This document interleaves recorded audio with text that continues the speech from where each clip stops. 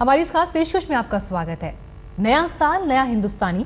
जी हां, आज से अदनान सामी पाकिस्तानी से बन गए हिंदुस्तानी। करीब एक दशक के इंतजार के बाद उन्हें भारत की नागरिकता दे दी गई। इस मौके पर जब वो गृह मंत्रालय अपना सर्टिफिकेट लेने पहुंचे तो उनकी खुशी देखते ही बन रही थी। इस मौके पर उनकी पत्नी भी उनके साथ थी। बॉलीवुड में अपने गानों से सबको मुरीद बनाने वाले गायक अदनान सामी ने कहा कि उनकी जिंदगी का सबसे बड़ा तोहफा है जो उन्हें नए साल के पहले दिन मिला।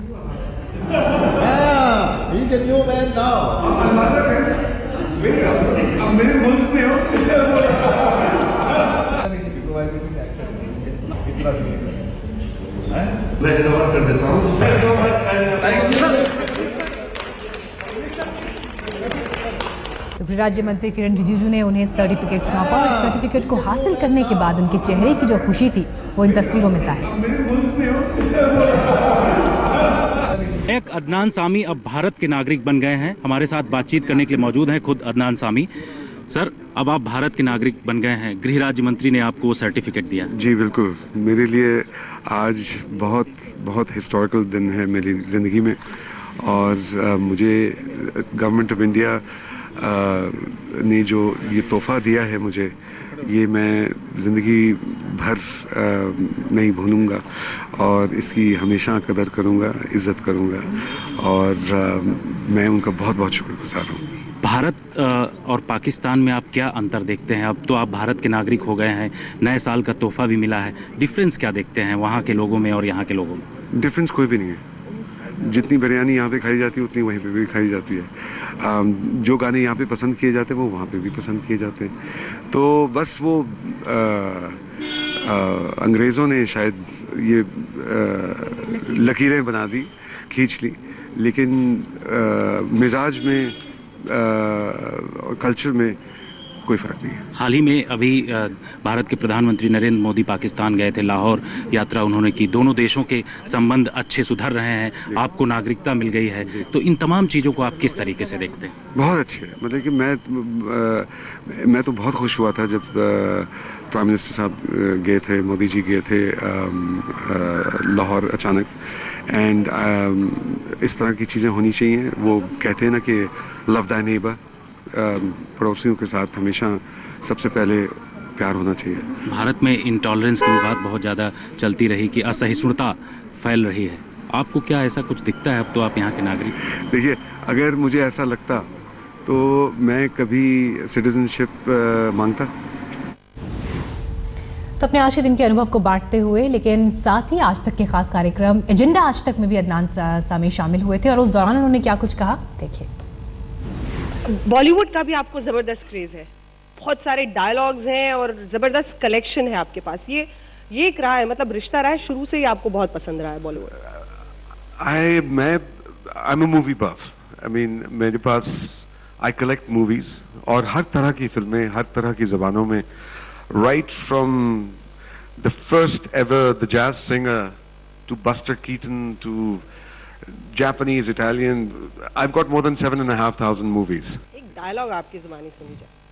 हिंदुस्तान, कोई एक्टर, इंडियन, हिंदी। God. अचानक से नहीं आ रहा, ठीक है, इस पे बाद में आएंगे। लेकिन तब तक भीगी भीगी रातें कर लें।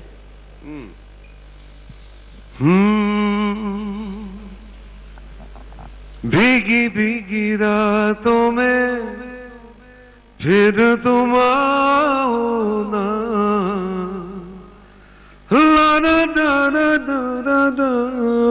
भीगी भीगी रातों में फिर तुम आओ ना, ऐसी बरसातों में ना, ऐसी बरसातों में आओ ना। ये जो वॉइस में आप फ्लक्चुएशन करते हैं, इसका कुछ एक्सपीरियंस बताइए। लोग कहते हैं कि गाने के बाद भी कि वो नहीं किया तो ये एक्चुअली हर एक इंसान का अपना अपना अंदाज होता है अपने जज्बात को बयान करने का। तो मेरे एक्सप्रेशंस में कभी कभी ऐसा होता है कि you need to feel it, you know. अगर आप फॉर एग्जांपल आपने जैसा मैंने अभी कहा कि ऐसी बरसातों में आओ ना, अब अगर मैं वही चीज मैं बोलूं ऐसी बरसातों में आओ ना, तो वो भाग जाएगी। अब उसमें रिक्वेस्ट होनी चाहिए ना। अब ऐसी बरसातों में आओ ना,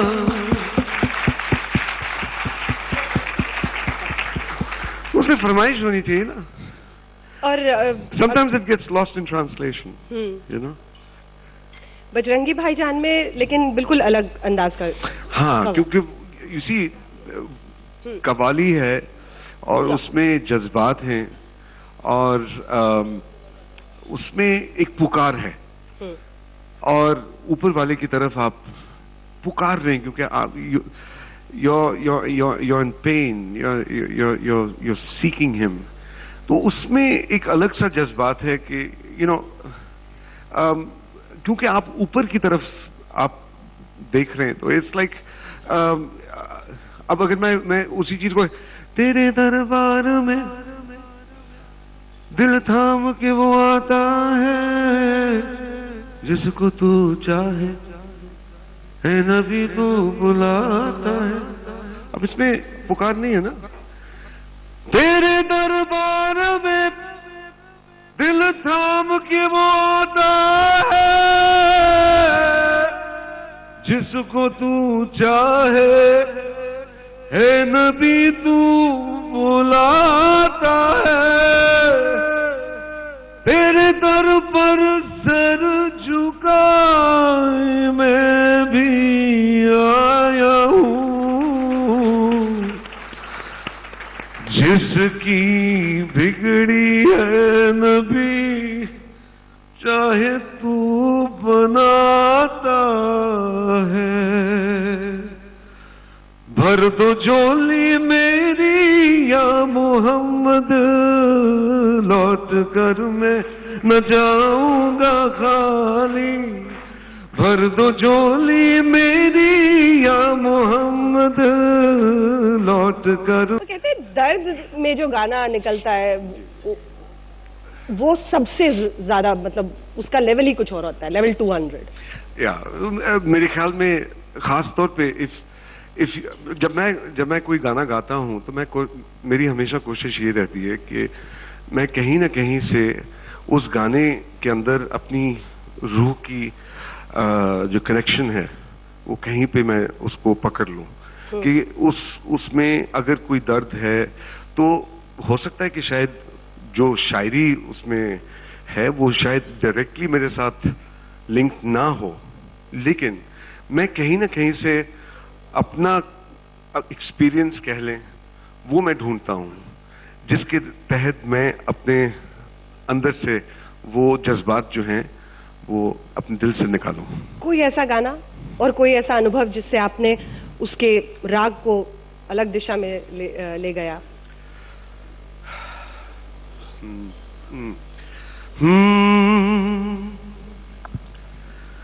दिल कह रहा है दिल से वादा करो दिल से चाहे तुम जहां भी जाना जानम मेरी याद रखना मेरी याद रखना।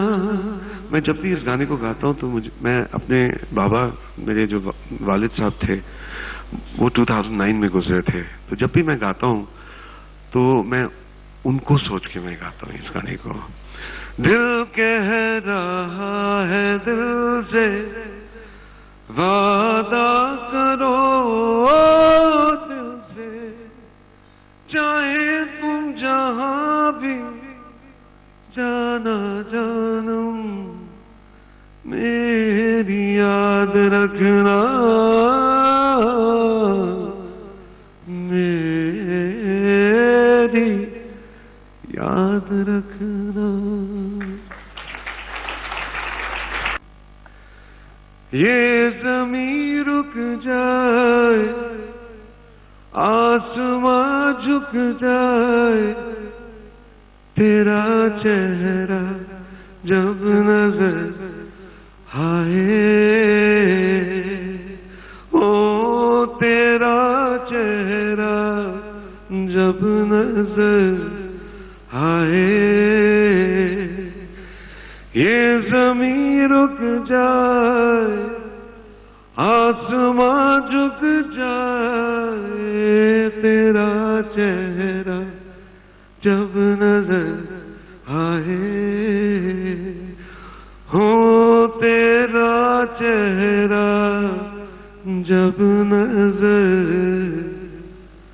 आए। ऐसे गानों के बीच तो अगला सवाल भूल जाए इंसान। अच्छी बात है। लेकिन अगला सवाल मैं भूली नहीं हूँ, और मेरा अगला सवाल आपसे ये है कि ये कुछ आप एक सोचते हैं कि इस तरफ कदम उठाएं कि हिंदुस्तान पाकिस्तान के रिश्तों के बीच अदनान सामी वो मिसाल बने जिससे रिश्ते बेहतर हों? देखिए, मैं एक संगीतकार हूँ, मेरा काम जो है वो है to create music and harmony. तो जहां मुझे हार्मनी नजर आएगी मैं हमेशा उसकी तरफ जाऊंगा, क्योंकि there is nothing more beautiful for a musician than to listen and see harmony. And if such a thing can happen, I, like more than 1 billion people here, I'm sure would love it. Absolutely. शुरू से जो गाने थे और जो आपका look था, वहां से अभी में तो टोटल ट्रांसफॉर्मेशन। वो लुक्स थे। कुछ आप देख के एम्बैरेसमेंट टाइप कुछ? I myself was a group photograph. Whoa, now that is a chin. That is a chin. बड़ी मेहनत की थी मैंने वो। क्या बात है ये? खूबसूरत सा गाय के बारे में बात कर रहे थे ना आप? या आई वॉज ये तो फिर भी मतलब कि काफी मतलब कि मासूम वेट थी मेरी। मेरा सवाल ये था कि किसी चीज को मासूम वेट? हाँ, क्योंकि इसमें सिर्फ 160 किलो थे मैं। I was baby fat. I went up to 230 kilos. ये होता ना वजन, बात हुई ना, मतलब छोटी बड़ी चीज नहीं, करना है तो छप्पड़ फाड़ के करो वरना ना करो। 230 किलो, यानी मतलब कि हर एक बात में वजन था। और मजे की बात यह कि मैंने आई लॉस्ट 160 kilos. 2 people. 2 क्या 3 कह लीजिए। आपके हिसाब से तो 3। हाँ, आपके हिसाब से 4। तो अब मजे की बात ये हुई कि लोग तरह तरह लोगों ने बातें की कि जी इन्होंने वजन कम कर लिया। कुछ लोगों ने ये भी कहा अच्छा यार, this is such a great forum for me to clarify this once and for all. एक बार फिर से अब वापस आकर खुदा के वास्ते मुझसे और सवाल मत पूछना। नहीं, खुदा के वास्ते नहीं पूछे, खुदा के वास्ते आपको गाने को कह रहे हैं। भर दे झोली पूरा सुनने का हर किसी को यहाँ पर मन है, तो अगर आपको याद हो। अच्छा, जितना तेरी ऊंची शान मौला, मेरी अर्जी मान ले मौला, तू है सब कुछ जानने वाला, मैं हूँ तेरा मानने वाला। मुझको भी तो लिफ्ट करा दे, थोड़ी सी तो लिफ्ट करा दे। कैसे कैसों को दिया है, ऐसे पैसों को दिया है, मुझको भी तो लिफ्ट करा दे, थोड़ी सी तो लिफ्ट करा दे।